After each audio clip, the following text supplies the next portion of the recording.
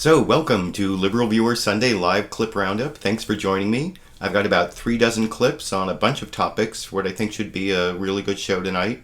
As always, this is my weekly broadcast of the best clips from the Sunday morning news analysis shows from the corporate media here in the United States, along with a little political comedy and along with my commentary between the clips. As always, I'll be using clips from the Sunday morning news analysis shows on the regular Big Five corporate outlets of ABC, NBC, CBS, CNN, and Fox News, and I'll also have a few of those quasi-news political comedy clips from Friday night's Real Time with Bill Maher on HBO, the last show from Bill Maher before he takes his 5-week summer break till September 12th. I'll be covering several different topics this week, which I've listed down in the video description rather than listing them all for you verbally now. But the first topic I want to cover is this breaking news about the Ebola virus. It's spreading out of control in Africa, and a doctor who was doing medical missionary work in Africa from the United States contracted the disease and came back to the United States. And before I get to the more serious clips, I want to show a little bit of Bill Maher's coverage of the Ebola virus in his monologue last Friday night, when he made the point that you can see that turns out to be somewhat accurate, as I'll describe after I show you the clip here. No, not that, come on, we don't have reason to be concerned. We do. I mean, Doctors Without Borders say it is out of control in West Africa, and Americans want to know two things. One, are Bono and George Clooney safe? And two, will this be affecting any countries with white people?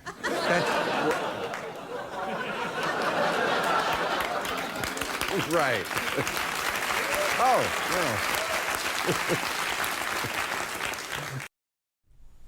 I think that may have qualified almost as the booing into applause that Bill Maher sometimes gets.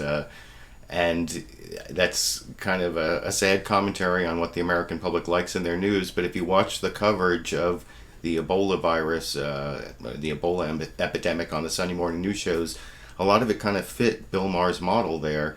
And first I want to show this report from Nancy Snyderman, a physician who is over on NBC's Meet the Press this morning, and she talked about why we in the United States shouldn't have to worry too much about Ebola, even though it's a threat in Africa, kind of fulfilling Bill Maher's prophecy there from Friday night's Real Time, and I'll talk about that a little more after you watch Dr. Nancy Snyderman here. Disease continues to ravage parts of West Africa. The death toll now over 700 and climbing. Chances of an Ebola outbreak in the United States are slim, but the government says it's ready. Here are the three main reasons why. Number one, government on alert. Only the CDC can confirm Ebola cases in the United States, and they have 20 quarantine stations at all major points of entry to the country, staffed with medical and public health officers. If a traveler is sick on a flight, that person would be flagged by the flight crew, isolated, and passengers and crew may be detained to get medical attention upon landing. If necessary, those with the disease can be denied entry into the United States. Number two, our modern healthcare system. A person can't get Ebola without direct contact with bodily fluids of someone who already has the disease. Basic hygiene at our emergency rooms should prevent the virus from spreading. Number three, command and control. Hospitals in West Africa have almost become amplification centers for the disease, meaning unmodern facilities and lack of medical supplies can increase rather than halt the disease's spread.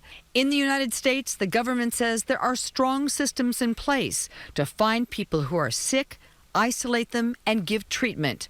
Having a command and control center gives experts a place to centralize decision-making and take quick action. So you can see the NBC report there from Meet the Press was almost entirely about why it is that we in the United States shouldn't really have to worry too much about the Ebola virus. So the first point about the government is on guard, and the last point about how the CDC has, all these procedures in place. That got questioned on several different shows, and I think the head of the CDC, Dr. Tom Frieden, was over on just about all the shows, and I'm not going to show clips of him from all the shows, but I want to show there was one difference in the Ebola coverage on Fox News compared to the other programs. There are actually two major differences. One is, I'm going to show this report from from Fox News. The reporter's name is Jonathan Serrie, and he is the only reporter, the only news program that mentioned that the doctor who got Ebola actually was a Christian missionary. And at the end he talks about wanting to pray, or how the doctor's wife is asking people to pray for him and for all the Ebola victims. And I'll talk about that a little more after I show you that clip over here. Brantley is the first of 2 American Ebola patients to arrive in Atlanta aboard this air ambulance chartered by the Christian international relief charity Samaritan's Purse. He and nurse Nancy Wrightball are medical missionaries working with the organization to treat Ebola patients in Liberia, where the disease is rampant. The relief organization says Wrightball is expected to travel to Atlanta in a few days. Many organizations, including the Peace Corps, are pulling their people from West Africa. Peace Corps officials say they're committed to their work in the region and hope to return soon. This week, President Obama will host a summit of African leaders. At least 2 have backed out to address Ebola crises back home. The administration says there's no need for concern in the U.S. as travelers from Africa will be screened prior to departure and on arrival. The Centers for Disease Control and Prevention, located next to Emory University, has helped develop many of the protocols involved with transporting and treating Dr. Brantley, including the biological containment unit used on board the plane. And Dr. Brantley got to speak with his wife, who says her husband's glad to be back in the U.S. Amber Brantley released a written statement to reporters asking people to continue praying not only for her husband, but also for Nurse Wrightball, the people of Liberia, and the people who continue to serve them in that part of the world. Chris? So yeah, that's the Fox News report from their reporter Jonathan Serrie, and it's the only show on the Sunday morning shows they all covered Ebola, but that's the only show that mentioned that these were Christian medical missionaries and they were working for a Christian group. And I actually don't see that as bias. I think that's a relevant fact that should have been reported on the other shows. But one thing I noticed they didn't report on Fox News in their Ebola coverage was how Ebola is spread, that it can only be spread by direct physical contact with the person and, especially their bodily fluids. It can't be spread through the air. And that might have stopped a lot of the fear that was in all of the broadcasts about Ebola. It seemed some of the fear was a little bit too great. And one of the people who was kind of a fearmonger on the Ebola issue was former Republican presidential candidate Donald Trump. And he wasn't on any of the shows, but I want to show over on ABC's This Week with George Stephanopoulos. The host, George Stephanopoulos, asked the head of the CDC, this Dr. Tom Frieden, to respond to a tweet from Donald Trump, kind of the fear-mongering that I was talking about. And you can see he has a very responsible, calm answer over in this clip. Frieden, as you know, a lot of anxiety here in the United States about the spread of Ebola, whether we're taking an unnecessary risk. I want to show a tweet that Donald Trump put out just the other day. He said that the U.S. must immediately stop all flights from Ebola-infected countries or the plague will start and spread inside our borders. Act fast. How do you respond to that? Well, Ebola is scary, and it's understandable that with a deadly disease, people are concerned. But the plain truth is that we can stop Ebola. We know how to control it. Hospital infection control and stopping it at the source in Africa. We're not going to hermetically seal the borders of the U.S. We're reliant and interdependent with the world for travel, for trade, for our economy, for our families and communities. But really, the single most important thing we can do to protect Americans is to stop this disease at the source in Africa. But Dr. Frieden. So at least that's an important point why we need to care about Africa before it gets to, what was it Bill Maher said, countries where there are white people. The head of the CDC saying there that one of the most important things we can do is stop the spread there. And I don't want to say that the fear tactics were, or not the fear tactics, but the fear about Ebola was on one program or another because there was kind of a lot of fear about Ebola, maybe, like I said, a little bit too much. And I want to show over, this is David Gregory on Meet the Press, also had the head of the CDC, Tom Frieden, on, and asked why it was we actually let this doctor, this American doctor who had been working in Africa on Ebola and contracted the disease, why we let him back in the United States. And I'll talk about that a little more after I show you that clip right here. And he was working in Western Africa in Liberia. When you look at some of the precautions that are taken, a specially outfitted plane for him to be contained, the medical units on site from the airport to his transport to Emory, and then in a containment unit at Emory. Is this an unacceptable risk to bring somebody with Ebola back? Well, first off, we have to say that he was coming home, and the organization that sent him to Africa made the decision to bring him home. He's an American citizen, and what our role is in public health is to make sure that if an American is coming home with an infectious disease, we protect others so that they don't spread it. And that's what we did in transit and when he's here. So, I don't know. I generally think that that person shouldn't have been excluded from the United States just because they have Ebola, if they can take these precautions and they know how Ebola spreads, like I said, from direct contact with a person or the person's bodily fluids. So, I don't know, you can tell me what you think in the comments section. I want to show one more clip on the Ebola story. This is Nora O'Donnell over on CBS's Face the Nation, but I think there were several different hosts asked the Dr. Tom Frieden, the head of the CDC, whether we can really trust the CDC to handle this Ebola problem after some problems with the competence of the Centers for Disease Control handling dangerous substances have come to light in the last year. And I'll show you the answer from the head of the CDC. This is on CBS's Face the Nation this morning here. In charge of making sure that Ebola does not spread here in the U.S. And yet just this year, we've heard examples of the CDC mishandling anthrax, smallpox, avian flu samples. Are you absolutely confident that the CDC will make sure this virus is handled properly and will not be spread? There were lapses in our laboratory. Fortunately, we identified them and reported them before anyone got harmed and before there was any release of anything into the community. But that really shows the importance of being meticulous with infection control. We're doing that in our labs now. We're working around the clock to make them among the safest in the world. They're already among the best in the world. But it really shows that for healthcare workers taking care of people with Ebola or other infectious diseases, it's important to be completely meticulous with infection control.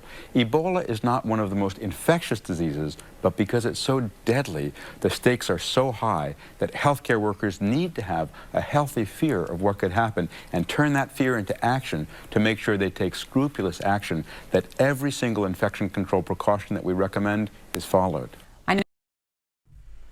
So I guess that's a reasonable answer, but it is a little bit disconcerting that the CDC's had all these problems over the last year handling very dangerous substances, and even though no one's actually died, now they're handling this Ebola outbreak. But like I said, I think the fear about Ebola in the United States is a little bit overblown, so I'm not one of those people who is too concerned about that answer. Anyway, those are the clips on the breaking Ebola story I want to show you this morning. And next story I want to get to is the Israeli-Palestinian conflict in Gaza, which has been a big story for several weeks now. Ukraine has kind of dropped off. It wasn't really covered on any of the Sunday shows this morning, but Gaza is still a continuing story. And even though a lot of what's happening is just more of the same, more dead civilians, more Israeli troops in Gaza, though they say there may actually be a new phase where Israel's pulling out of, to like the border and getting some of its troops out. But I want to show this one clip from the CNN reporter from State of the Union. His name is John Vause, and he explained this new phase. It kind of reminded me of that Who lyric. What is it? Say hello to the new boss, same as the old boss. That's kind of how he described the new phase in the Gaza conflict. over on CNN State of the Union this morning in this clip. Is in Gaza. John, the Israelis say they're entering what's called a new phase of the operation. What does that mean and look like for the Palestinians? Well, right now, Candy, this new phase tends to look a lot like the old phase. Here in Gaza City, there's been constant artillery and tank fire over the last couple of hours. But what we have seen that is different, the Israeli troops pulling back, especially from the northern part of the Gaza Strip, redeploying closer to the border, some even leaving the Gaza Strip altogether. That is because the Israelis have now wrapped up or are about to wrap up that ground operation, which was intended to destroy that network of tunnels which Hamas had built beneath Gaza. But as you mentioned, intensive military operations by the Israeli underway in the southern part of Rafah, particularly around that border town of Rafah. As you say, 71 people there killed today. That's according to Palestinian sources. And Candy, this is the third day that the Israelis have hit the southern part of Gaza hard. 100 people died there at least on Friday when that ceasefire unraveled. More than 100 died there on Saturday. And now we have another high death toll in the southern part of the Gaza Strip. One last mention here too from Gaza City. If the Palestinians did not know that the Israelis were continuing with this offensive, the Israelis certainly made sure they did. Leaflets were dropped from the sky, written in Arabic, saying, "Tell your leaders who are deep underground, this battle will continue." Candy? That last part from John Vause there about the leaflets I thought was interesting. The psychological warfare from Israel trying to separate the Palestinian people from the leadership, especially the Hamas leadership. You may remember a clip, I think, from 2 weeks back where I had Prime Minister of Israel, Benjamin Netanyahu, talking about how the leaders of Hamas are all either in these secure underground bunkers or they're over in Qatar, like the Khalid Mashal, who I showed a couple clips from last week. And one breaking story that was on a couple of the different programs this morning about what's going on in Gaza is there was another UN school that was apparently hit by Israeli airstrikes, although as who's actually responsible, I guess that is still not completely clear. But first I'm going to show, this is Clarissa Ward from CBS's Face the Nation talking about that breaking story in Gaza, the UN school that was hit. Over in this clip. It's hard to imagine that there wouldn't be fallout. According to the UN, we spoke to one UN spokesperson who told us that at least 6 UN facilities have now been hit. And one interesting detail he told us is that they had given the Israeli military the coordinates of this school 33 times, Nora, most recently just 1 hour before that missile hit. So that's the CBS reporter Clarissa Ward reporting on the UN school, and I've showed a previous on previous LiberalViewer Sunday live clip roundup. I showed someone from the United Nations Relief and Works Agency, UNRWA. Hopefully I didn't get that backwards again, but I always seem to get it backwards. But they actually had the head of that agency was also over on Face the Nation. And talking to Bob Schiefwer's also talking to Nora O'Donnell, and he responded to this charge that UN schools were being hit because weapons were stored there, and he pretty much refuted it or denied it, or you can listen to his explanation from Face the Nation this morning talking to Nora O'Donnell over in this clip. Well, as you mentioned, this is the second attack on a UN school in just the past week, and I believe the 6th attack on a UN facility since this conflict began. Are your facilities protecting members of Hamas? Look, I think what you have to get a sense of is we have 250,000 people now sheltered in our schools as a result of the intensity of the conflict that is going on in Gaza. Some of these people have received instructions from the Israeli Defense Forces to leave areas that they were living in. Others fled the fighting. And because we have numerous school buildings throughout the Gaza Strip, we have been able to accommodate them in about 90 school buildings. And so this is very clear under international law that these are premises that are protected. the sanctity of which have to be respected by all parties. And so, of course, when they are shelled, it is something that is unacceptable in any sense. Now, we have also had incidents, and these were 3, where in the course of inspections that we carried out, we identified weapons caches that were in the premises, something that we made known to the world in a very proactive and transparent way, because those ways of endangering our premises by placing weapons in them are unacceptable, and we condemn them unreservedly. But clearly, nobody can suggest that because weapons are found in one premise, this can be in any sense a justification for shelling other schools and endangering the lives of displaced people in the middle of a war zone. So that seems like a reasonable refutation of the justification for shelling those UN schools, and I don't know why Israel is. I'm only hoping that it's an error and they're not actually targeting UN schools. That would just not only be awful, but it would be stupid. So I don't know. You can tell me what you make of that.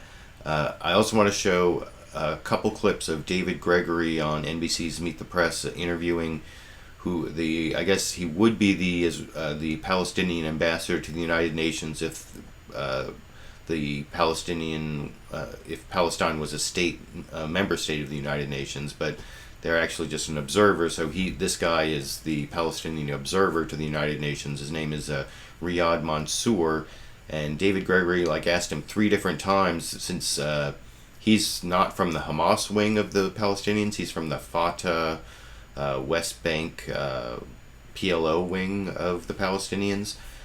David Gregory tried to get him to condemn Hamas 3 different times, and I actually thought I had captured all 3 clips, but I have 2 of them. So here is I think it's like the first and third time that David Gregory tries to get him to condemn Hamas for drawing the Israeli ire upon the Palestinian people in Gaza, and using people as human shields. Well, you'll see, and I'll talk about it a little more after you watch the first clip here. Waiting for the Israeli side to come to Cairo to begin the negotiation. Fair enough. And indeed, the reason I'm pressing this point is not to challenge you about how horrific the loss of civilians are. As a more moderate Palestinian political figure, which is what you are, representing the Palestinian Authority, which there's certainly no love lost between the Palestinian Authority and Hamas. I'm wondering what level of culpability you believe that Hamas has for the advancement of the Palestinian people, not just in this conflict, but more generally. I believe that if we allow for peace to take place, negotiation to take place, under the leadership of President Mahmoud Abbas, who is bringing all political elements in the Palestinian side, including Hamas, under his wing in the national consensus government. If we empower this government, we will be able to move gradually from the situation of confrontation and fighting into the situation of lifting, this tragedy and blockade against our people in Gaza, giving the people there a hope. 50% of the population in Gaza are under 18. If you put them in a continuous situation of fighting and resentment and hate, this is an excellent atmosphere for radicalism. But if you give them hope, you open the borders, you let them go to schools, let them look for good jobs, let them look for moderation, then we will succeed in allowing all those who want to have peace between us and the Israelis to have the upper hand. And I think a lot. So that was actually, I believe, the second time that David Gregory tried to get Ambassador Riyad Mansour there to go against Hamas, since he's from the other wing of the Palestinians. And now I'm going to show you the third time, and how Riyad Mansour responded to David Gregory's third attempt to criticize Hamas over in this clip. People listening, would find that compelling, the idea that the Palestinian Authority could provide better leadership perhaps in Gaza than Hamas. But I just want to try one more on this, which is, do you think that Hamas is helping or hurting Palestinians right now? Hamas is part of the Palestinian political configuration. The question is how to deal with that. The first step is the national consensus government. Israel is trying to destroy this government. To destroy this government, it's pushing us back into divisions and allowing Hamas to have support in the Gaza Strip. The alternative is empower the national consensus government, allow the government of President Mahmoud Abbas to show the people in the Gaza Strip that it succeeded in having peace, in stopping the fighting, in addressing the wounds of our people in Gaza, then in lifting the siege in Gaza, giving people hope. Let the 1.8 million people in Gaza see that this national consensus government is improving their lives, then that would be strengthening President Mahmoud Abbas and allowing us to have more strength in the Gaza Strip and giving our people an alternative instead of the continuation of fighting, an alternative of moving in the direction of peace. And of course, we have to put an end to the occupation so that the independent state of Palestine to become independent and to actualize the dream of two-state solution. All right, Ambassador. So that last part about the occupation, I think that was what was cut out of the first clip that I didn't end up showing when Ambassador Riyad Mansour there actually said that why he won't condemn Hamas is because it's actually the occupation that is the problem, and it's radicalized, and you have to expect people to become radicalized when Gaza is blockaded. And so those were two clips of David Gregory having his own sort of narrative that he was trying to get his guests to adopt, and that's kind of the same thing he did with Ron Dermer, the Israeli ambassador to I think to the United States, not to the United Nations, who basically gave the other side on Meet the Press. There's no Prime Minister Netanyahu this week. The last 2 weeks he was on almost all the shows. This week we just had Ron Dermer, and he was responding to David Gregory's sort of narrative that he wanted this guest to adopt, that Israel is winning the battle but losing the war, and that there isn't really a military solution to the problem of Hamas. And you can see David Gregory asked the Israeli ambassador about that in his response over here. What is the solution here? You don't have a delegation that's going to Egypt to engage in talks. What's the point?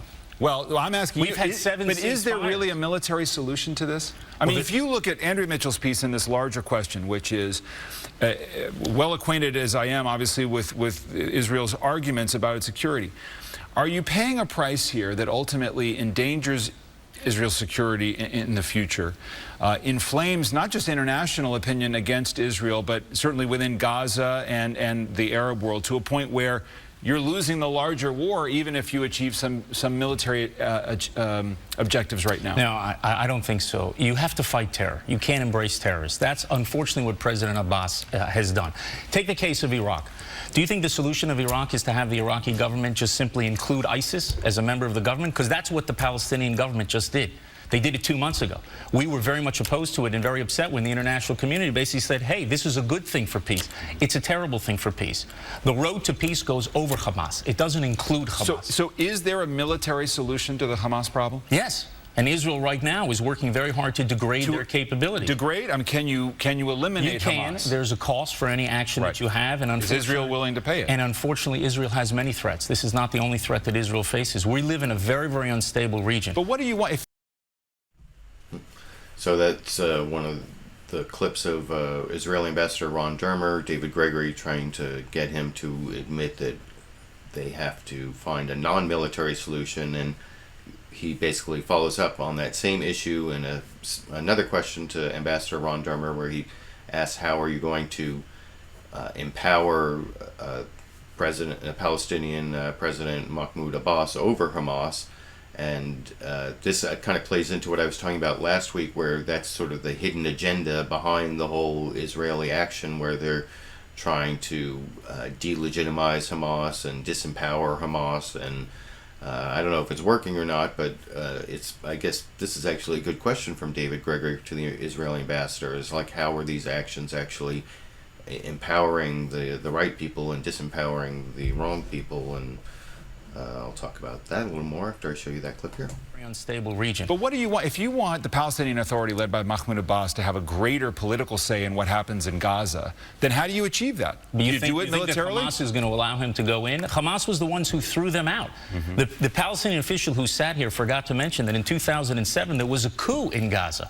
Palestinian officials were thrown out of over the tops of buildings. They were shot, Palestinian Authority officials. Now, unfortunately, they're in an alliance with this terror organization. I hope, and it's a genocidal terror organization. Hamas's charter calls for the murder of Jews worldwide. I hope that after this round of fighting is over, that President Abbas will abandon the pact that he's made with Hamas, and then he'll go back to peace negotiations. Is the number of civilians... So that's the response of the Israeli ambassador. They are trying to basically disempower Hamas and get Hamas out of the unity government. And that goes back to some clips I showed last April when Hamas first joined this unity Palestinian government. And that's very different from what you saw the ambassador from the Palestinians say there, that he's trying to keep a unified Palestinian people. And so that'll be beyond the horrific human toll of over 1,000, what is it up to now, like 1,300, 1,600 dead Palestinian civilians, and a couple dozen Israeli casualties, or dead Israelis, and then a bunch of Israelis injured as well. And but beyond all that, there's sort of this political fight as to whether this is a good tactical or strategic move on the part of the Israelis to get Hamas out of the picture in terms of Palestinian politics. And I don't know if it's actually achieved that or not, and that's kind of what we'll have to see in the end game to all this. Not that it's really a game, but that's just the terminology. You can let me know what you think down in the comment section. I've been looking at your comments as the clips have been playing, and I'm going to switch now to my next topic, which is sort of a two-part topic. It's on this Senate torture report that is supposedly going to be declassified in part and come out this week. I've talked about it on several previous shows. Last spring, one of the most interesting, well, not the most interesting thing, but it's been like 5 years that the Senate has been investigating whether the CIA tortured people back in the Bush years and the extent of it and what they were dishonest about. And I'll get to that issue in a minute, but the first issue is something that came up last spring where Senator Dianne Feinstein made this speech on the Senate floor, and then I also showed a couple clips of her on LiberalViewer Sunday live clip roundup last spring, where she went on the Sunday morning shows and talked about how the CIA had broken into Senate computers to apparently see what the Senate was investigating about the CIA, in this torture report. And at the time, the director of the CIA, John Brennan, totally dismissed it and said it was basically like irrational. And I'm actually going to show you a clip of what John Brennan said last spring. He was talking to NBC's Andrea Mitchell, but it was actually this forum on for the Council on Foreign Relations. And there's like a 1-hour video, and I put a link down in the video description to the whole 1-hour video that's on YouTube. But here's like a 1-minute clip where he responds to these allegations from Dianne Feinstein and says they're just ridiculous over here. As far as the allegations of CIA hacking into Senate computers, nothing could be further from the truth. I mean, we wouldn't do that. I mean, that's just beyond the scope of reason in terms of what we would do. She says that there are potentially illegal and unconstitutional breaches by the CIA. Well, there are appropriate authorities right now, both inside of CIA as well as outside of CIA, Justice Department, are looking at what CIA officers and as well as CISI staff members did. And I defer to them to determine whether or not there was any violation of law or principle. I referred the matter myself to the CIA Inspector General to make sure that he was able to look honestly and objectively at what CIA did there. And when the facts come out on this, I think a lot of people who are claiming that there has been this tremendous sort of spying and monitoring and hacking will be proved wrong. So that's the guy, CIA Director John Brennan, who had to go and apologize to the Senate Intelligence Committee this week and say, oh, turned out we actually did break into these computers that the Senate staffers were using. Although, as I'll show some clips in a minute, it turns out the computers were actually CIA computers at the CIA, but these congressional staffers were using the computers to do their investigation. And then there's other mitigating facts, supposedly, like the CIA thought that some documents that the Senate shouldn't have were in those computers, so they were looking to make sure that documents that weren't supposed to be disclosed weren't disclosed. But I'll talk about that a little more, but I want to show a couple different people defending the CIA despite what came out this week. First, the vice chair of the Senate Intelligence Committee, Saxby Chambliss, Republican Senator Saxby Chambliss, he definitely was on the side of the CIA, and he did everything he could to kind of say, oh, it doesn't really matter, and we shouldn't go, get all upset about it.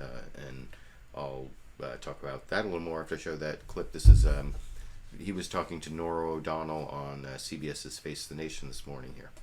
He said beyond the scope of reason, he called you this past week and apologized. What did he say? He did. And you have to remember, I did not support John Brennan's nomination to be director of CIA. So if he has a critic, it's certainly me, although I think John has done a really good job as the director. John, when he found out about this breach or about the information that was received by certain Senate staffers on the Democratic side, he called Senator Feinstein and me, and he came to us and he sat down and said, here's what's happened.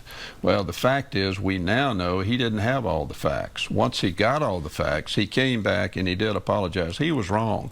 Senator Feinstein was right. But when you hear the CIA is spying on Senate computers? Yeah, well, these are their computers that were on their premises, but they were being dedicated to Senate staff. And I'm going to tell you, this is very, very serious. If I thought John Brennan knew about this, then it would be, certainly, we'd be calling for his resignation. But the OIG made a specific finding that he did not. But I will tell you, these 5 staffers that did this, if they worked for me, they'd be gone now. But the Accountability Board has been convened, and they will be looking into this, and they will be dealt with accordingly. Senator. So that's the Republican Senator Saxby Chambliss doing everything he can to defend what the CIA did, even though it's not really defensible. But I also want to show a Democrat. This is from the Obama administration. This is Dan Pfeiffer, senior advisor to President Obama. Since John Brennan works for President Obama, of course, he's going to try to defend what John Brennan did. And he was talking to George Stephanopoulos, I believe. Right, over on ABC, talking to George Stephanopoulos, and he also defended John Brennan. I wanted to play that whole 1-minute quote from John Brennan because somewhere in the middle he does say he's referring the matter to the Inspector General, which is the one good thing he did. Also, he wasn't talking to a committee of the Congress when he said that. He was talking to the Council on Foreign Relations, so he wasn't under oath. So it's not quite as bad as like the James Clapper thing on the NSA spying I've showed so many times on the show. But anyway, here's Dan Pfeiffer, senior advisor to the president, also defending John Brennan despite the revelations this week about spying on Senate use computers here. He has full confidence in John Brennan, but we also saw just a few months ago John Brennan say he didn't know about this snooping, that nothing could be further from the truth. So either he wasn't telling the truth or he didn't know what was going on in his own agency. Doesn't that trouble the president? Well, I think what we have to do is look at how Director Brennan responded to this. When there were allegations of improper conduct, he was the one who referred it to the Inspector General. And when the Inspector General came back with its report this week, he's setting up an accountability review board to ensure that the right steps are taken to provide accountability. And John Brennan is a man of great integrity and ability. He's someone the president knows very well, and the president has confidence in. The Senate report is likely to come out this week. So, yeah, that's Dan Pfeiffer, senior advisor to the president, defending John Brennan, despite the clip I showed where he basically said, oh, it's ridiculous, and then it turned out to be true. And I'll show one more defense of John Brennan, this from Republican Mike Rogers. He's chair of the House Intelligence Committee, Republican-controlled House. He's a Republican congressman, and he also defends John Brennan, but then also admits that there has to be some accountability for what happened. He was, Mike Rogers was talking to, over on CNN, talking to Candy Crowley about the snooping on Senate computers by the CIA over in this clip. Remember, these weren't Senate computers. These were CIA computers at the CIA. And so I think that you have to take that into consideration when you're walking through. Like kind of dancing on the head of a pin. Well, no, in the sense that it's a bit complicated, but the story, when briefed by the IG, it makes you stop and pause and say, somebody needs to be held accountable. This is very serious, but I don't think this is some conspiracy notion that they wanted to spy on either of our committees. That would, of course, be intolerable. I think it would be a crime. This says that somebody overstepped their bounds by trying to figure out what the coding was on who had access to CIA computers and CIA spaces. That's a little bit different than spying on Congress, in my mind. Still serious breach. It's a very serious breach of trust. But I don't think this should be taken and extrapolated that every CIA officer out there is operating under this culture of lawlessness. Matter of fact, I argue that they go the extra mile. They're absolutely concerned about making sure they follow the law, especially when they're operating overseas and trying to do some really difficult work to keep America safe. So there you have House Republican chair of the House Intelligence Committee, Mike Rogers, defending the head of the CIA, but also saying there needs to be accountability. I was reading the comments. I saw someone asked me to turn up the mic, so I've turned up the mic. I think I had it a little bit too low, somewhere in between some of those clips, so I apologize for that.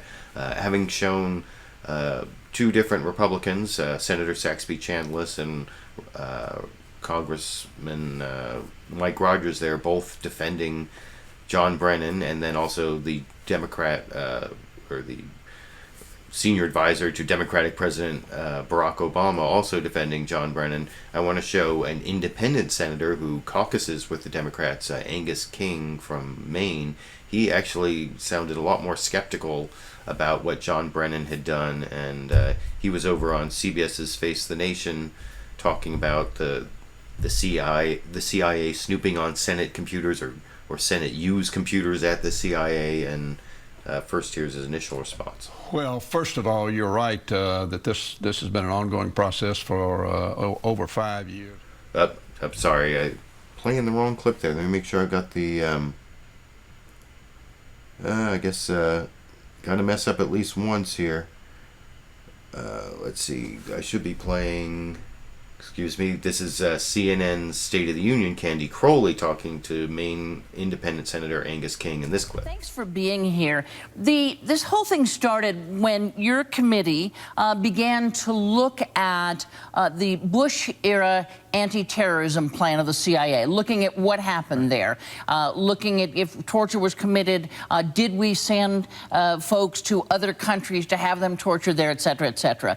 So the CIA, believing that you all had gotten a hold of documents you shouldn't have, hacks into the computer and essentially spies on your committee. And your reaction to that admission now?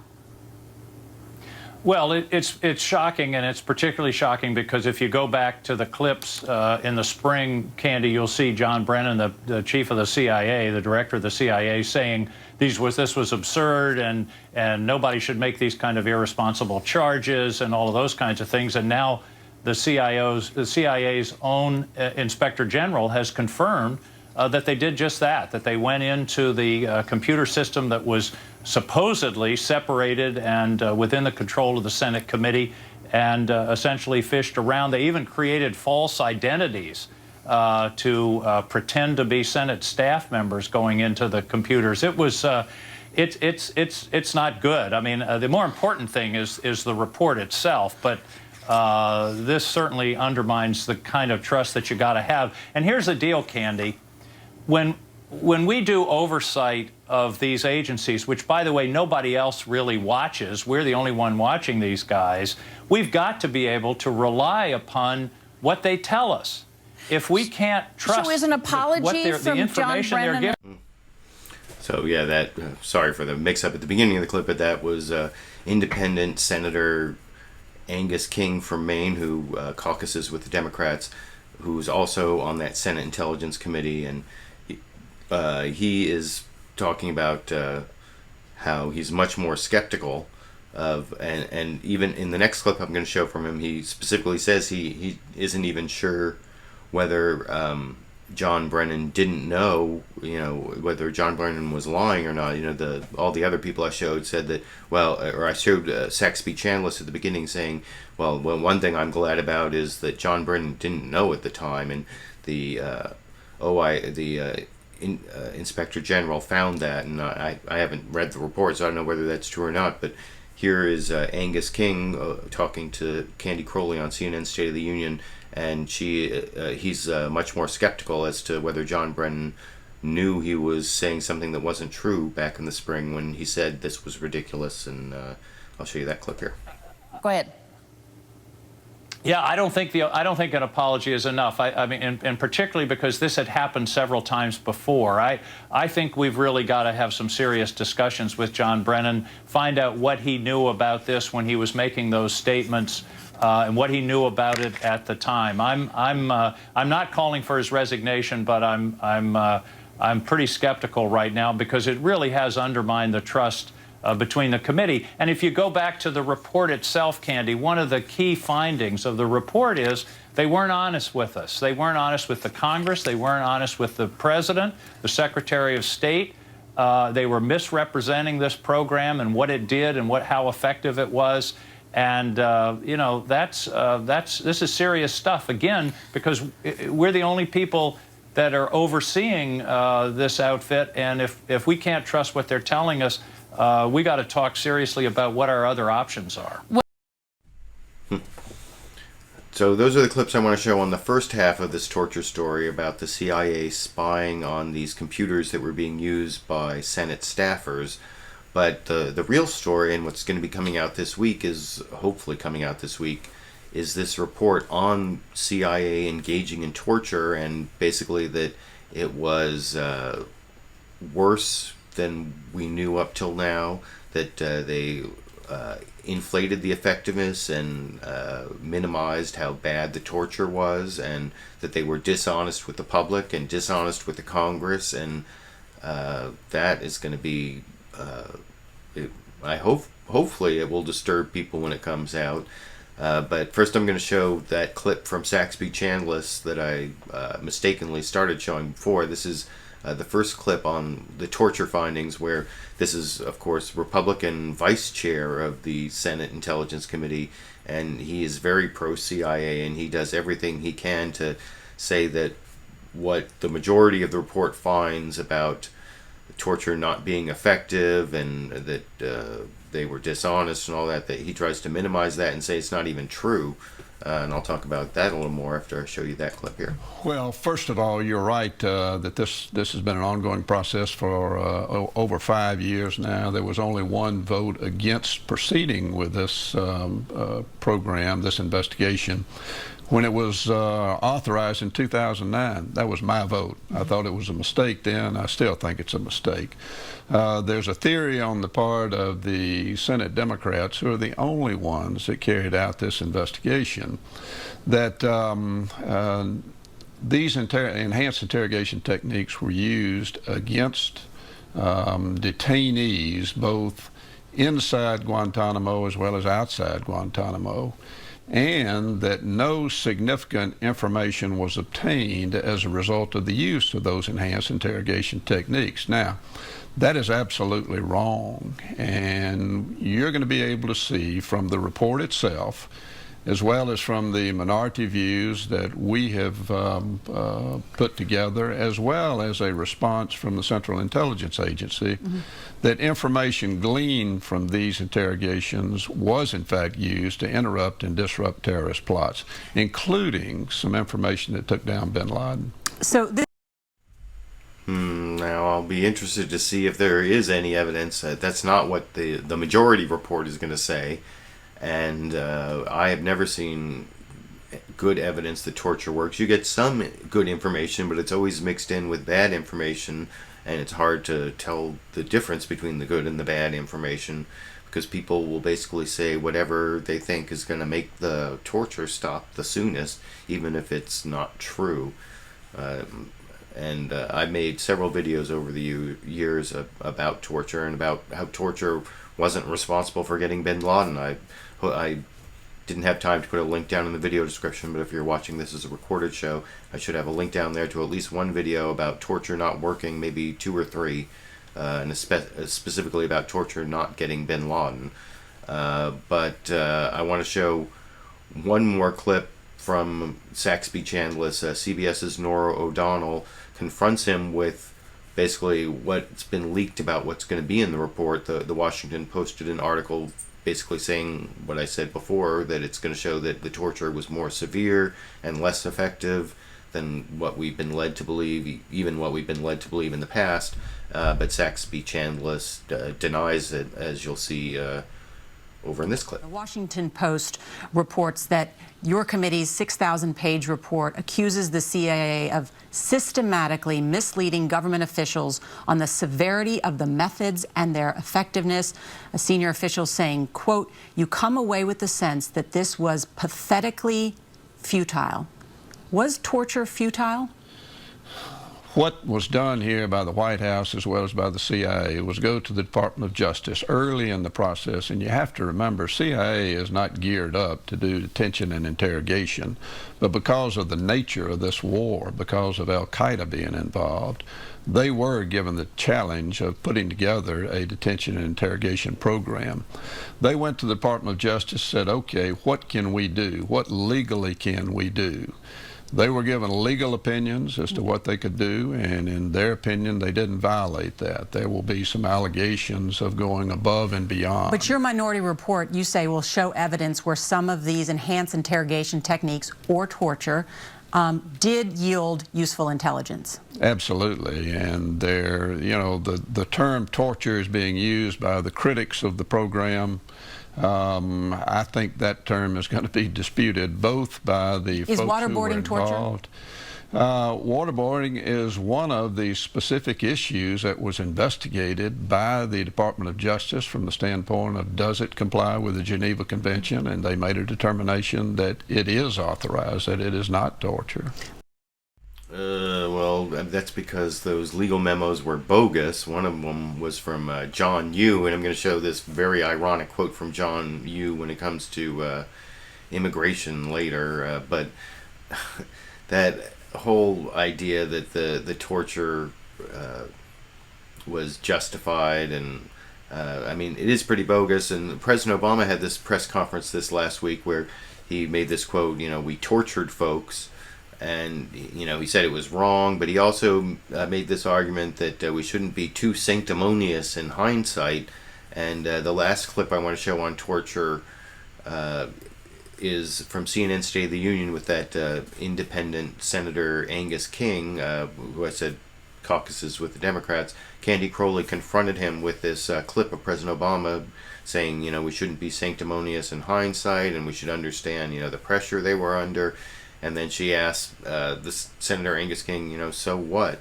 What's the big deal about this report if we shouldn't be able to judge people in hindsight? And I think there are more good arguments to answer that question, but I liked his answer, which I'll talk about a little more after I show it to you here.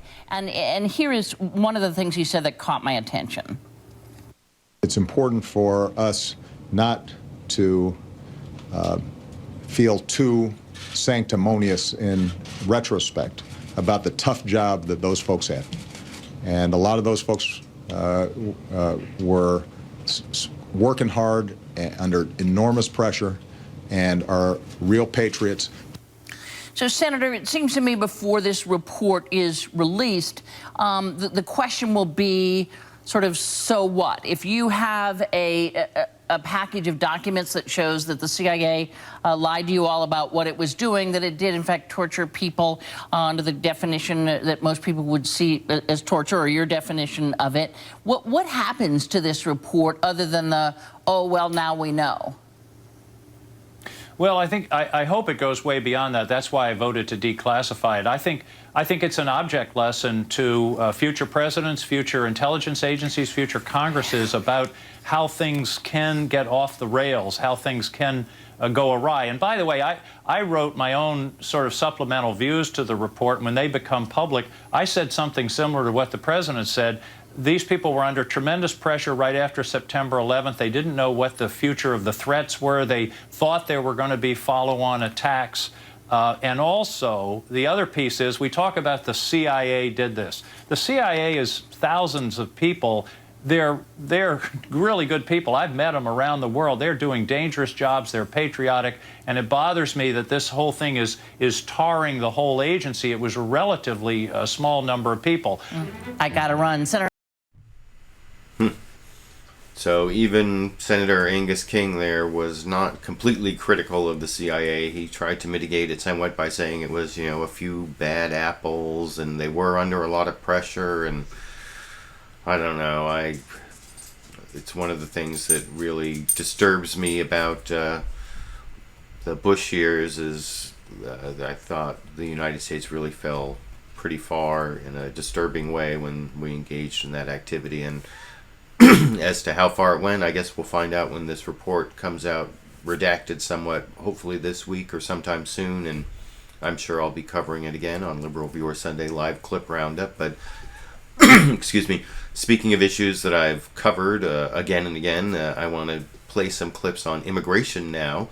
There's been this ongoing issue of the unaccompanied minors that have been showing up at our borders from Central America, because of the violence there and because of this 2008 law that says that unaccompanied minors coming from non-contiguous countries can't be immediately deported, like to Canada and Mexico, especially Mexico, I guess, but they get some due process rights, and there's been a lot of wrangling in Congress. And before I get into some of the specific clips, I want to start with this report from Jim Avila on ABC's This Week with George Stephanopoulos. I think he's done a lot of good reporting on the immigration issue, and I'll start showing you that report and then get to some clips from the newsmakers and politicians. But here's reporter Jim Avila on ABC's This Week with George Stephanopoulos this morning here. The latest. It's official. Congress has left the building, leaving the president promising to go solo on the humanitarian crisis at the border and broader immigration reform. I'm going to have to act alone because we don't have enough resources. We've already been very clear. We run out of money. Congress on vacation after a last-minute flurry of finger-pointing. The crisis on the border is one of the president's own making. In the end, nothing on immigration went from the Hill to the president for signing. The House stands adjourned.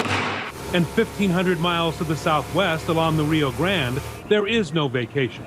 The rafts keep crossing, as we saw from a Border Patrol boat this week. As a matter of fact, there's a group right there. There's a group coming across. You see us here? The Obama administration has surged 200 more agents to this area, adding more boats. And it's working, say the people on the ground and water.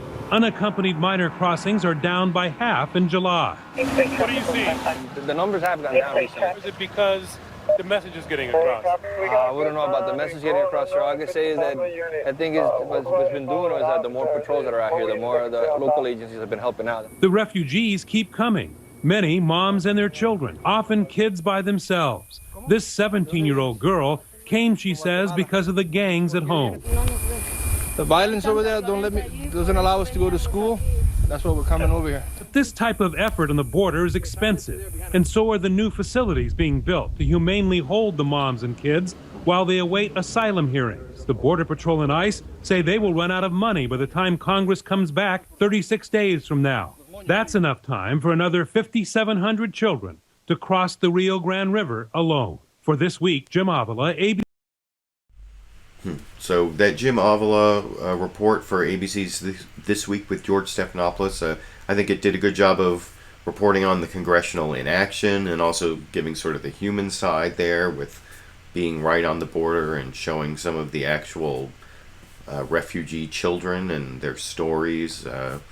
So I wanted to show that to begin with, and now I actually want to show one of the saddest parts of this whole immigration flare-up issue is that it's given more airtime to Texas Governor Rick Perry, who's trying to turn it into some kind of renewed presidential bid, I guess. And I'm going to show this long exchange between Texas Governor Rick Perry and CNN's Candy Crowley from this morning's State of the Union, where she asked him, about the issue, and he has this like rehearsed talking point about how all these people coming across the border are actually criminals, and that's the real danger to Americans that he's fighting to stop, even though there's a lot of evidence that immigrants, and especially undocumented immigrants, commit crimes at a much lower rate than the general population because they don't want to have contact with law enforcement. But Rick Perry doesn't seem to know anything about that, as you can see over in this clip. Accompanied minors that are crossing the Rio Grande largely to come into the United States. The president has said, because Congress has not dealt with the immigration issue at all, that he feels he has to do this on his own. What we are led to believe by reports is that the president may, in fact, make some moves that would perhaps cut down on the number of deportations that are taking place now, for which he's been widely criticized by the Latino community, and that he may, in fact, give temporary status to those without documents that are currently in the U.S. What do you think of both those things? Well, I think that is a side issue. What we are substantially more concerned about in the state of Texas, and I will suggest to you across this country, are the 80% plus of the individuals who don't get talked about enough that are coming into the United States illegally and committing substantial crimes. Since September of 2008, we have seen 203,000 individuals who have illegally come into the United States, into Texas, booked into Texas county jails. And Candy, these individuals are responsible for over 3,000 homicides and almost 8,000 sexual assaults. I wish the president would respect that desire of Texans and the citizens of this country to secure the border. That's the real issue here, and one that all too often gets deflected by the conversation about unaccompanied minor children, which that is a tragedy. The idea that parents are putting their kids, or they're being forced to get on a train or a bus and travel 1,500 to 1,800 miles where they're very exposed to being abused, both physically and otherwise.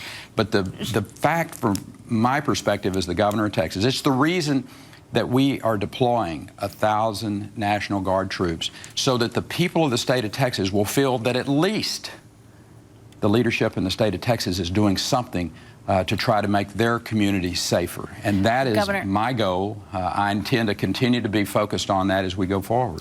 Governor, I have to point out that a number of fact checkers have said that 3,000 homicide figure is wildly off. But let me talk about the National Guard that you want to send. And this is the state sending the National Guard. As I understand it, it's going to cost you $12–13 million a month. How long are you prepared to spend Texas money to keep the Guard at the border? We'll continue to do what we have to do to keep our citizens safe. And let me go back to those numbers. What are the number of, I do stand by them, by the way, but what are the number of homicides that are acceptable to those individuals? How many sexual assaults do we have to have before the President of the United States in Washington, D.C. acts to keep our citizens safe?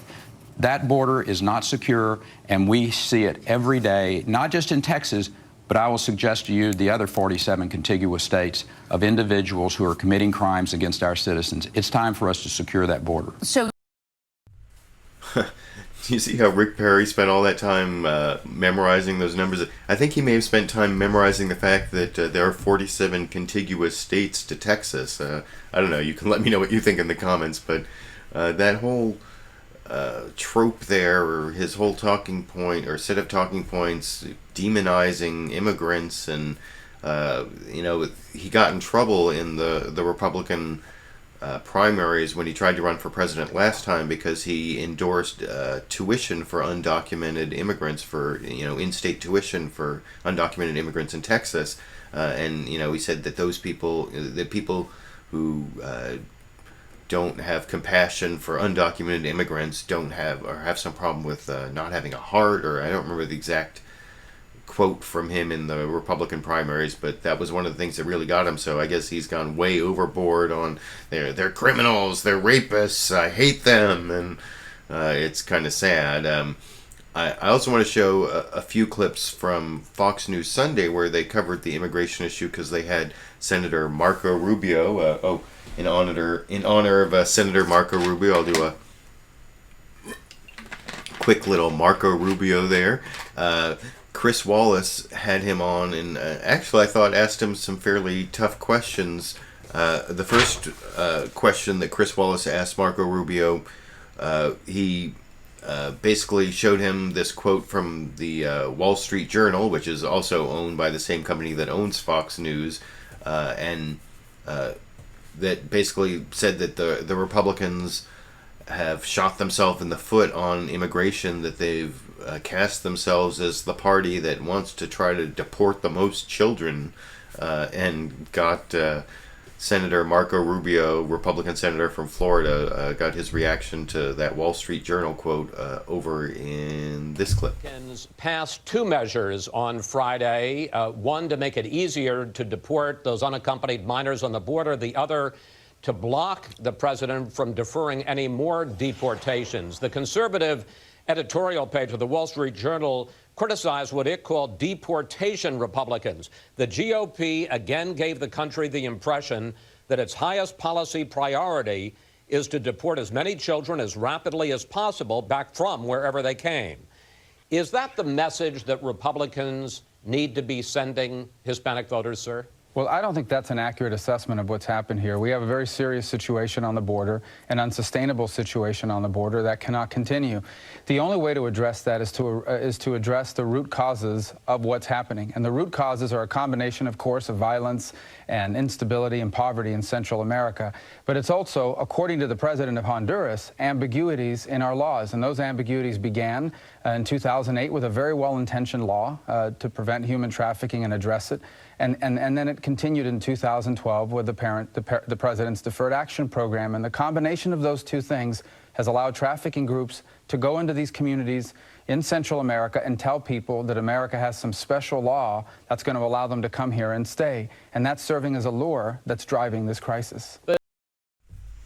Now, I don't know if I buy what Senator Marco Rubio said there about blaming President Obama's deferred action, the DACA, Deferred Action for Childhood Arrivals, where the so-called Dreamers got work permits. If you got here before 2007 and you were brought here as a child, through no fault of your own, and you go to college or join the military, and you don't have a criminal record and meet all sorts of conditions, then you can get a work permit and a promise that you're not going to be deported. That's the Deferred Action on Childhood Arrivals. And the thing is, Marco Rubio had his own bill that was very similar, and it also, you had to get here before 2007, so if people actually know what President Obama did, it shouldn't be a lure. It's really more misinformation that's the lure, along with the awful conditions in Honduras and the violence in Central America that I think I'm going to show a clip about that a little later, but I want to show Chris Wallace actually being a little tough on Senator Marco Rubio, and I think it may be because, a couple weeks back I showed this clip of Valerie Jarrett talking about how she met with Rupert Murdoch because they both have this belief that immigration is a problem that has to be solved, and that may be why Fox News Sunday is being a little bit tough on Republicans on this immigration issue. Or you can let me know what you think about it in the comment section. But here's Chris Wallace confronting Senator Marco Rubio with the Republican post-mortem after Mitt Romney lost in 2012 about how they decided they really need to pass comprehensive immigration reform or they're never going to get the Latino vote in the United States. And here's Marco Rubio's response to that question from Chris Wallace on Fox News Sunday this morning in this clip. But Senator, after Mitt Romney lost the Hispanic vote to Barack Obama in 2012 by 44 points, the RNC, the Republican National Committee, issued this postmortem. We must embrace and champion comprehensive immigration reform. If we do not, our party's appeal will continue to shrink to its core constituencies only. In fact, hasn't your party done exactly the opposite these last 2 years? Haven't you further alienated Hispanic voters? Well, I continue to believe we have to reform our immigration laws. I think that's good for the country. I wouldn't say that because of politics. But this issue is related but separate from that. This issue involves a mass migration on the border, happens to be many unaccompanied minor and children. And what we need to do is three things. Number one is we have to treat them the way Americans always treat people, in the most compassionate way possible. Number two, these children eventually will have to return, most of them anyways, to their country, because at the end, otherwise you are encouraging more people to undertake that very dangerous journey. And the third thing is you have to address these ambiguities in our law that are creating the circumstances that are allowing these trafficking groups to convince people to pay them $8,000 or $10,000 to bring them here.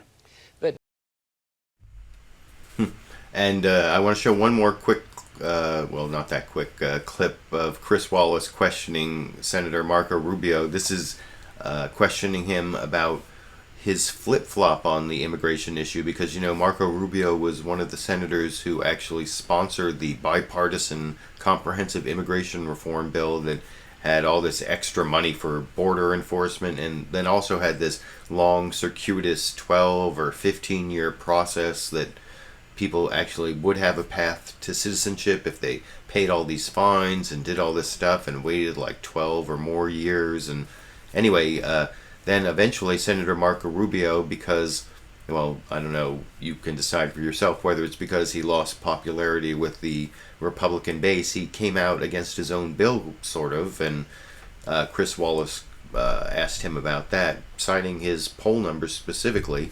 And you can see how Senator Marco Rubio responded to that over in this clip. But Senator, some people say that you're taking a step back, and they point out the fact that you were one of the leaders for comprehensive immigration reform, for pushing it through the Senate last year, in which you dealt with border enforcement, but also at the same time you put in place a plan, an eventual, over the course of 12 or 15 years, path to citizenship. And there's no question that after that, you took a hit in the polls, and I want to put some up. In April of last year, before the comprehensive plan, you led possible Republican contenders for president at 19%. Last October, you dropped to 12%, and now, a poll out just the last couple of weeks, you're down at 6%. Is that why you have now switched and said we have to do this in stages, with enforcement first and any dealing with legality or citizenship for the immigrants way down the line and afterwards? Yeah, when I got involved in the issue, I knew how difficult it was politically, but I ran for office to make a difference. And this is an issue that not only did I believe I could be a part of making a difference in, I believe it's one the country needs to confront and solve for the good of America. I don't know what it means politically for me or anybody else, but that's not my job. I didn't get elected to maintain good poll numbers nationally. I got elected to address and solve problems. As far as what to do about immigration, but sir, then why have you? I'm not talking about changing what we need to do about it. If it's not political, why have you flipped? Chris, if I may, sir, if it's not political, why have you flipped? That's not accurate, Chris. But you're now saying it has to be done in stages before you wanted a comprehensive plan. Well, we're not, but I think we're talking about two separate things. No, we're talking about two separate things. We're not talking about what to do. I've just outlined to you what to do. We have to do those three things: security, reform of modernizing the legal system, and then address the people that are here. So we're not debating what to do. We're debating how to do it. And I'm just telling you, we will never have the votes necessary to pass in one bill all of those things. It just won't happen. So our choices are, we can either continue to beat our head against a wall and try a process for which we'll never have the support, or we can try another way that perhaps we can make progress on. So what I'm just talking about here is trying to figure out a different way of doing it where we can actually achieve it. But it's got to be a process that has a chance to pass. Senator. So that's Senator Marco Rubio responding to another fairly confrontational question from Fox News Sunday host Chris Wallace. And I wanted to show all those confrontational questions because sometimes I am a little, often I'm critical of Fox News for asking these very softball questions of Republicans. And at least on the immigration issue, they seem to have a little bit of a spine getting in there and asking some more tough questions.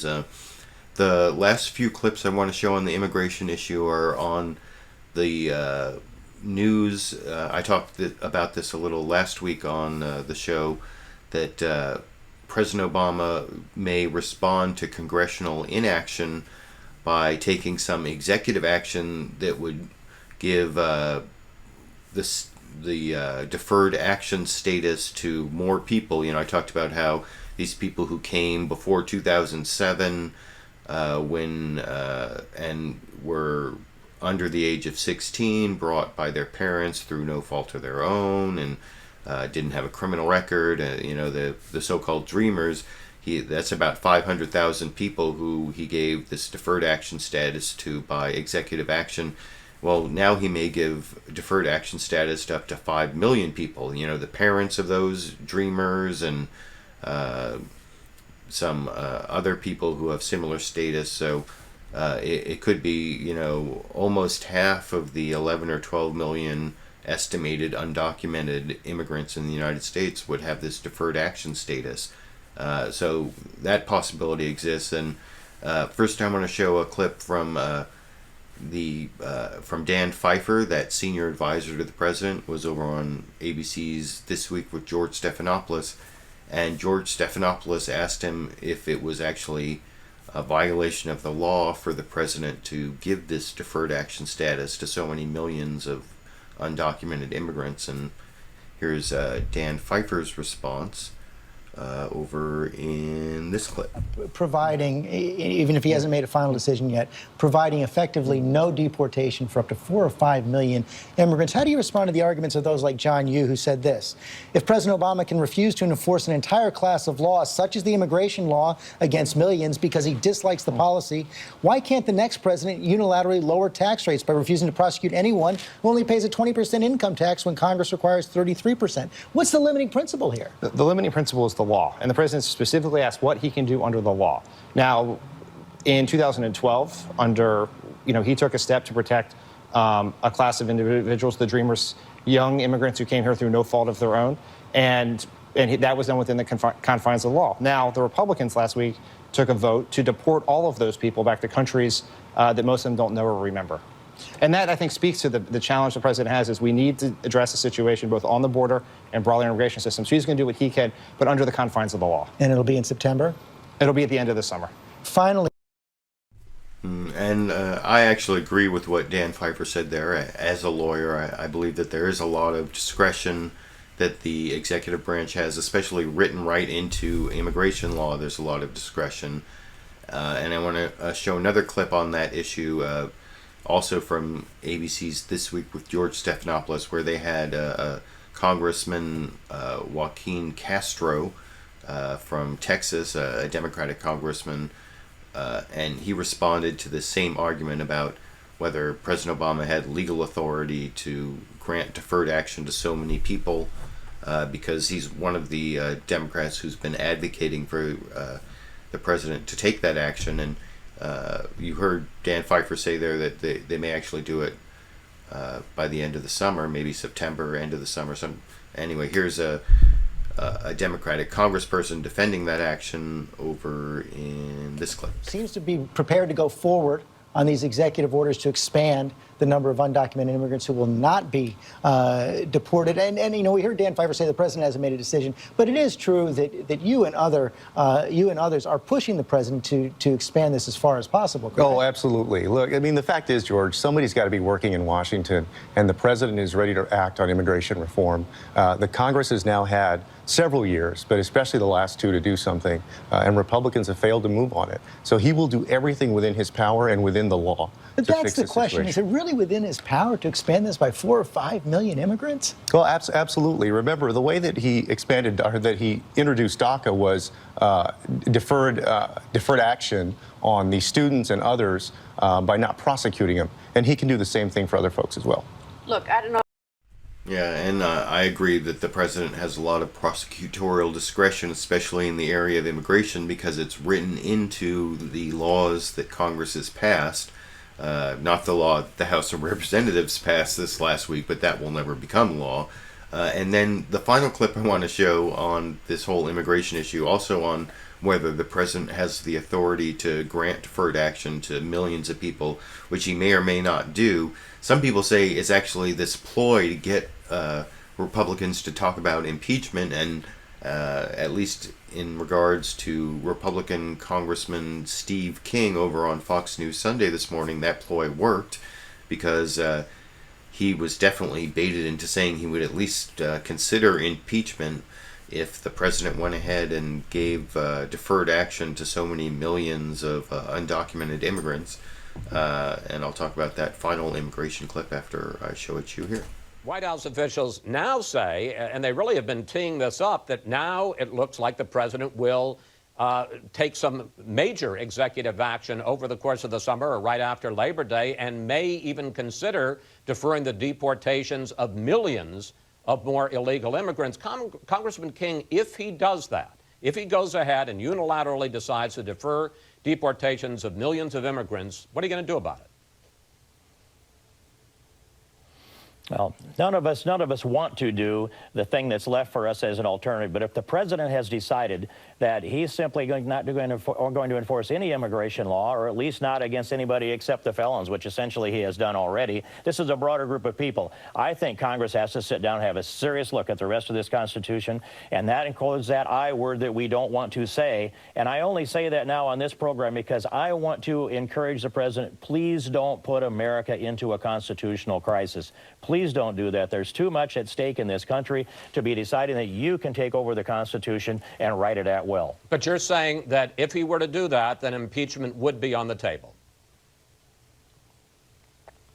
I think then we have to sit down and take a look at that. Where would we draw the line otherwise? If that's not enough to bring that about, then I don't know what would be. We've never seen anything in this country like a president that says, I'm going to make up all immigration law that I choose, and I'm going to drive this thing regardless of the resistance of Congress. That's why I push so hard to get the DACA language out into this legislation that we just passed. It says, Mr. President, you can't do this. It's unconstitutional, and you know it. We want to stop the funding off to implement or enforce DACA. That's the message on.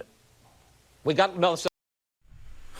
So yeah, Fox News Sunday again got a Republican to talk about impeachment, which I've seen a lot of stories on Fox News this week saying that it's the Democrats who are really talking about impeachment because it's a good fundraiser for them.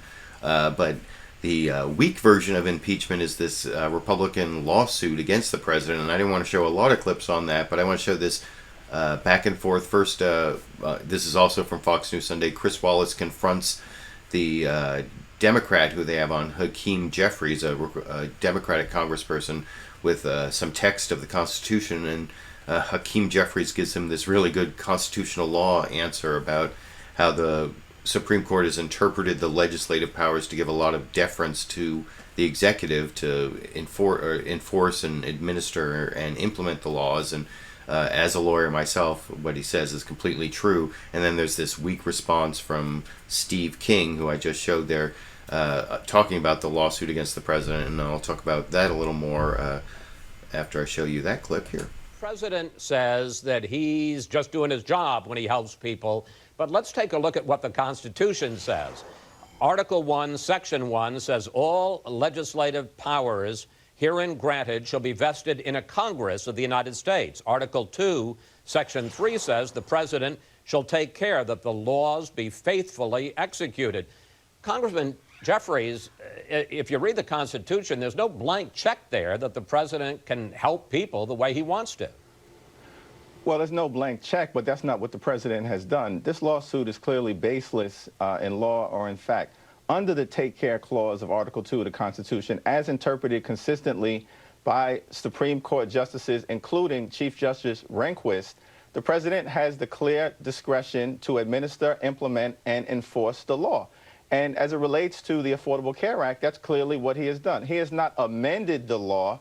He has not abolished the law. What he has done is delay implementation of the employer mandate in stages, consistent with what other presidents have done throughout history, including most recently President George W. Bush, when he delayed penalties connected to Medicare Part D and delayed the enrollment period in 2006, and then turned around with respect to the Small Business Work Opportunity Act of 2007. All right, let me bring in Congressman King. Your response to that? Well, the president didn't just simply do a little touch to this from an administrative standpoint. He simply went in and changed the required implementation date that was written by Democrats, passed by Democrats, and signed by our president. And he does not get to make up law out of thin air. He doesn't get to amend it.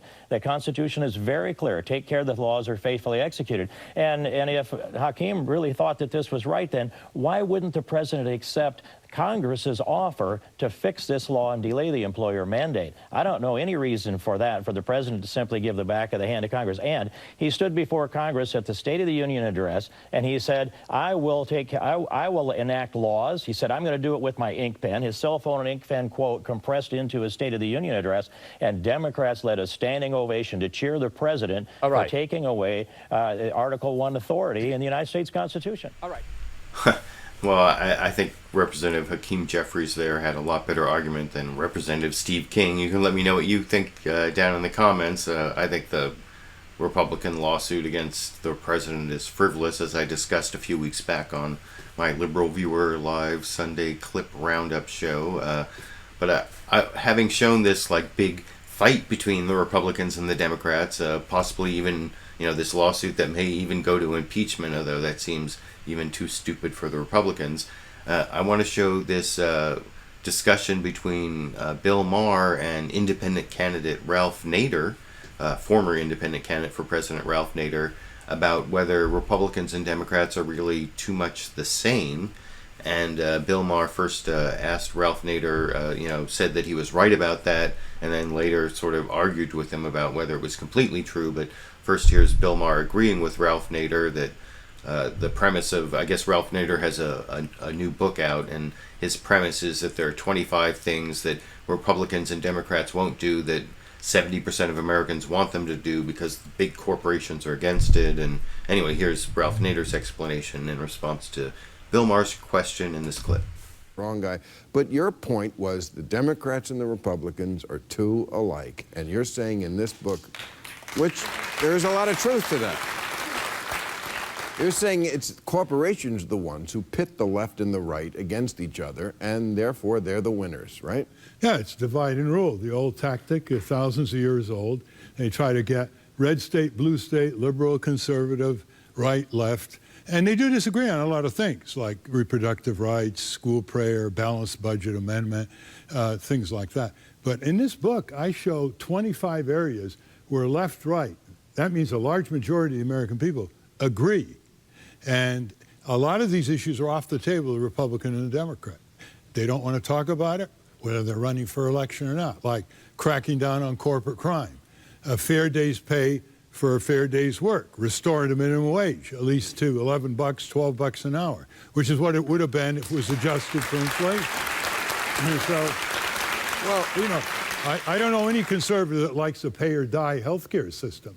Hey, it's $1,000 a pill per day, pay or die, even though the pill may have been developed based on taxpayer-funded research at the National Institutes of Health. So, I mean... So yeah, there's Bill Maher pretty much agreeing with Ralph Nader that Republicans and Democrats are too much alike, and then here's a clip of Bill Maher trying to disagree to some extent with Ralph Nader, and Ralph Nader giving a pretty good argument that on some very important issues, Democrats and Republicans are too much alike over in this clip. It is also true that if you look at an alternative universe where Obama didn't win the last two elections, and there was this guy named Mitt McCain, who never saw a war he didn't like, and right, let's merge them. A 200-year-old Mormon who believes he's going to inherit his own planet with Lindsey Graham when he dies. The alternative universe is very different. I mean, first of all, Ted Nugent would be on the Supreme Court. We'd be having wars in 9 different countries. The auto industry would have been allowed to die. Tax rates for the rich would be at 3%. I mean, you can't deny that there also is a difference. Yeah, the problem is that the Democrats are unable to defeat the worst Republican Party in history. And so they are, in effect, responsible. Like, why couldn't they have defeated George W. Bush in 2004? That would have given him 2 Supreme Court, right? Right. Look, they are a similar, Republican, Democrat. Look what they're similar of, Bill. Foreign and military policy. Oh, yeah. Wall Street bailout and the corruption of big money in politics are both dialing for the same interesting dollars. you mentioned. So that I thought was an interesting exchange, because there are ways where Republicans and Democrats are too similar, and then there are ways where they are importantly different. And Ralph Nader may have a point there that the places where they're too similar is where they're both getting corporate money to be similar on important issues to corporations that don't really jibe with what majority of the American people may want. But you can let me know what you think down in the comment section. It's sort of not a breaking news story, but I thought it was an important story. And then I want to show you one final clip, since I'm doing this whole thing on the internet and I deal with internet comments all the time. I want to show one more clip from HBO's Real Time with Bill Maher. He had on Chris Hardwick, who he described as the king of social media, and asked him about social media and got him to explain why he thinks social media actually is kind of depersonalizing. And you can let me know what you think about that after I show you that final clip for the show tonight over here. Even though you are Mr. Social media, I've heard you. I hear you. You have misgivings about what it does to our humanity. Well, I do think that there's a certain margin of I don't know, empathy that's being lost, because essentially when you look at the way people interface with the internet, when you're interfacing with a computer, you're interfacing with a machine, you're interfacing with text, you're not connecting with another human being the way that we were evolved to look into each other's eyes. So there's a little bit of depersonalization just in the way that we interface with other people on the internet. Then beyond that, most people post anonymously, and so when you're posting anonymously, you don't have to bear any emotional responsibility for your actions. And the third thing is, a lot of social media is essentially a snapshot of whatever an emotion was in a moment. So someone might, if they're watching the show, they might, hey, Chris Hardwick, you suck a huge box of dicks. And I'm like, why'd you say that? And they'll go, oh, I don't know, I don't even feel that way anymore. But it's an emotional snapshot. I think that is kind of true, all those things that Chris Hardwick said. I'm not actually a big Chris Hardwick fan. I watch Walking Dead, but not Talking Dead, and his new show at midnight I've never really watched. But what he said there I kind of agree with, and you can let me know what you think. I think that is kind of true, that social media has those depersonalizing aspects, but it also has a good socializing aspect. And I appreciate, I have almost 100 people who showed up by the end of the show here to watch live, and I've been reading your comments along the way. Unfortunately, the show has gone over an hour and a half, or around an hour and a half. I think it's about an hour and a half at this point, and I'm expecting people coming home with dinner items at any moment, and I don't want to be interrupted. But let me see. I really enjoyed your comments, and especially the feedback about the volume of my microphone, and I've been reading it along the way, and like I say, it kind of keeps me company while I'm showing you the clips. But I think I'm going to finish up the show. I did want to let you know I've talked about making an edited, produced video. I think it's been over a month since I've made one. I have one that is partially done and should be almost definitely done this week, called Fox News Attacks Atheists for Fighting Tax-Exempt Church Political Activity or Electioneering. I haven't decided the exact title, but it's about the Freedom from Religion Foundation going after the IRS for not enforcing the laws that say tax-exempt churches shouldn't engage in certain kinds of political activity, especially endorsing candidates, and Fox News covered that really badly, and so I wanted to make a video about it and explain the issue. So hopefully that'll be done by like Thursday or Friday of this week, so look for that. I appreciate all of you who showed up, like I said, and kept me company while I showed you the clips, and I'll be reading all your comments and also all the comments that people leave as a recorded show. I hope you enjoyed the time I spent picking out the 33 or 34 clips I showed you, and it ended your weekend a little bit more informed, or informed about what the U.S. corporate media thinks is important anyway. And for my viewers around the world, I hope I started your week with a little bit more information about the U.S. media, and I guess I'll be seeing all of you around the internet.